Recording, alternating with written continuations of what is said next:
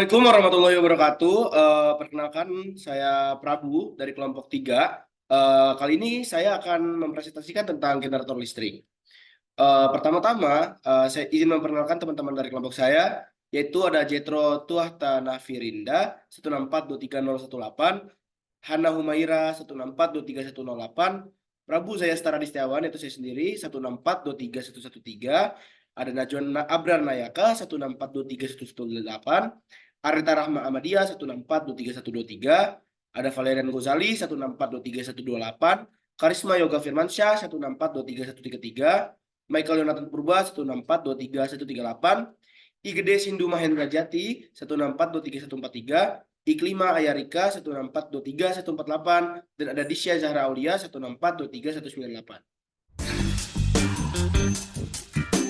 Oke, pertama itu ada teori dasar. Yang pertama kami gunakan adalah hukum kekalahan energi mekanik, yang dimana EM sama dengan EK plus EP, atau EM sama dengan setengah MV kuadrat plus MGH. Yang kedua ada gerak jatuh bebas, yaitu Vmax sama dengan V0 plus GT, Vmax T sama dengan V0T plus setengah GT kuadrat. Yang dimana ketinggian dapat dicari dengan 0 plus setengah GT kuadrat, G sama dengan 2H per T kuadrat. Yang ketiga, teori dasar yang kami gunakan adalah induksi Faraday. Hukum Faraday pertama yaitu setiap perubahan sebuah GGL induksi dalam loop ketika jumlah garis-garis medan magnet yang melewati loop berubah.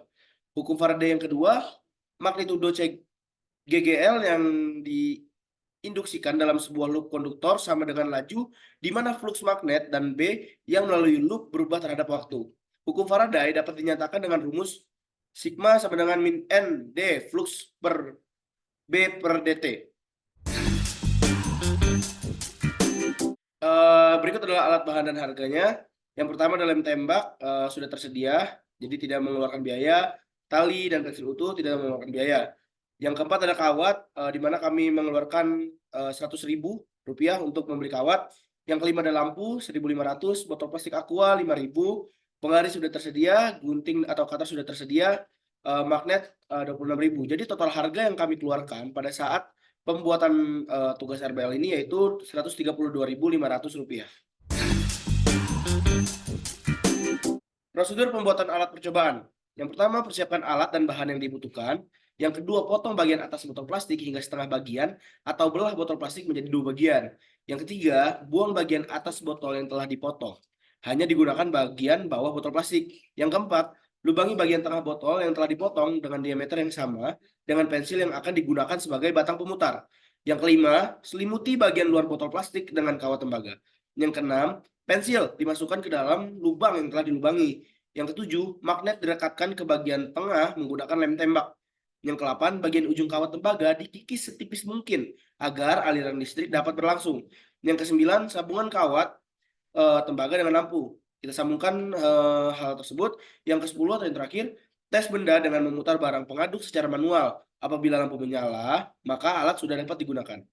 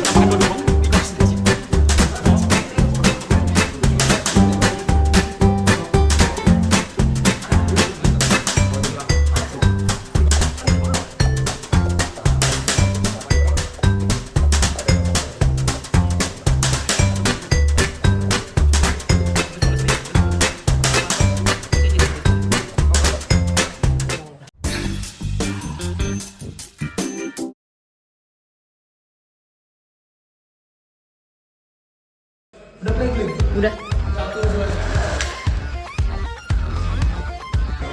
Udah? Udah? Udah. Nyala. Semua. Ya.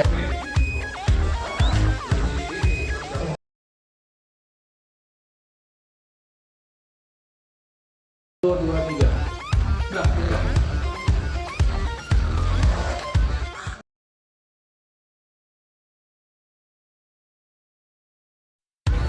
Dua, tiga.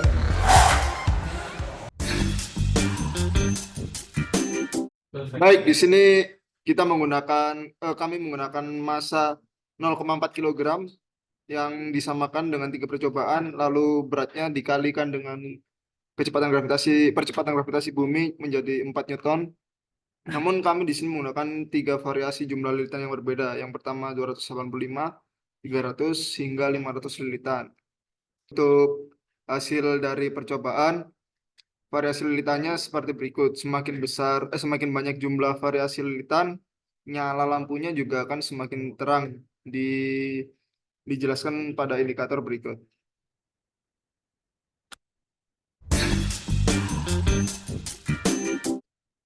Lalu untuk perhitungan besar medan magnet dengan rumus B sama dengan mu0 IN per L, dengan mu0 IN dan L diketahui sebagai berikut. Untuk variasi kawat 1 kami mendapatkan B atau medan magnetnya 4,297 kali 10⁻⁷ Tesla. Variasi kawat 2 dengan 300 lilitan yaitu 4,267 kali 10⁻⁷ Tesla. Dan variasi ketiga dengan kawat 500 lilitan dihasilkan 4,28 kali 10⁻⁷.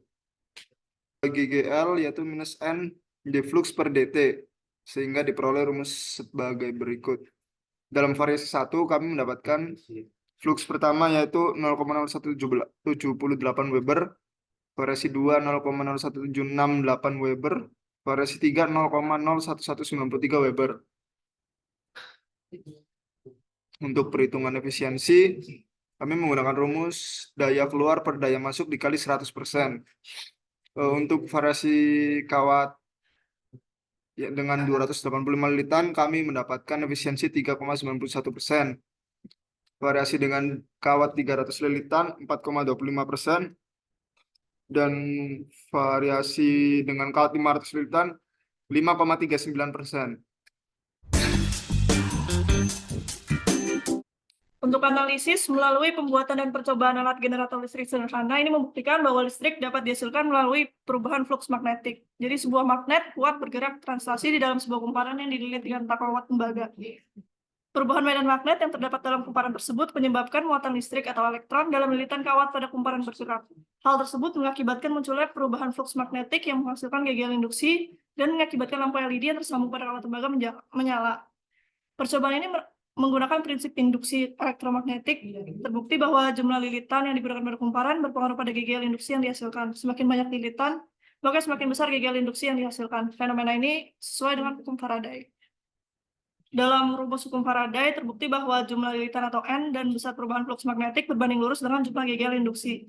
Tiap lilitan yang ditambahkan mengalami perubahan flux magnetik yang berpengaruh langsung pada kumparan kawat tembaga. Hal tersebut yang mengakibatkan jumlah lilitan berpengaruh pada jumlah GGL induksi yang dihasilkan. Besar beban yang digunakan pada percobaan ini juga berpengaruh pada besar GGL induksi yang dihasilkan.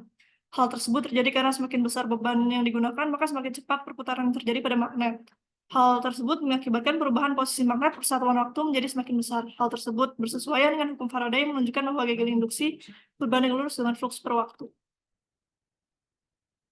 Pada perhitungan efisiensi 5.2, terlihat bahwa generator yang dibuat hanya memiliki efisiensi sebesar 3,91%, 4,25%, dan 5,39%. Hal tersebut terjadi karena sedikitnya jumlah lilitan pada kumparan. Jika jumlah lilitan pada kumparan diperbanyak, maka akan meningkatkan efisiensi generator. Kemudian kekuatan magnet juga berpengaruh. Semakin besar atau semakin banyak magnet, maka akan meningkatkan persentase dari efisiensi generator. Lalu yang terakhir, bahan yang digunakan pada kumparan juga berpengaruh. Menggunakan bahan dengan konduktivitas tinggi seperti perak atau aluminium juga dapat meningkatkan tegangan yang dihasilkan sehingga persentase efisiensi yang dihasilkan dapat meningkat. Jadi kesimpulan dari percobaan kelompok kami yang pertama adalah rancangan alat yaitu generator listrik sederhana dapat dilihat pada gambar 3.1.1 pada laporan RBL. Yang kedua menggunakan induksi elektromagnetik. Energi kinetik di dalam generator diubah menjadi energi listrik. Saat medan magnet bergerak melalui lilitan kawat kumparan atau sebaliknya, medan magnet ini akan menyebabkan muatan listrik dalam lilitan kawat kumparan bergerak. Hal ini kemudian menyebabkan adanya perubahan flux magnetik yang akan menghasilkan GGL induksi, sehingga kemudian menciptakan arus listrik yang dapat menyalakan lampu. Yang ketiga, faktor yang mempengaruhi besar kecilnya energi listrik yang dihasilkan adalah perubahan flux magnet. Banyak lilitan dan beban yang digunakan pada batang bergerak untuk menggerakkannya. Terima kasih atas perhatiannya. Itu tadi adalah presentasi dari kelompok kami, kelompok 3. Mohon maaf bila ada kurangnya. Wassalamualaikum warahmatullahi wabarakatuh.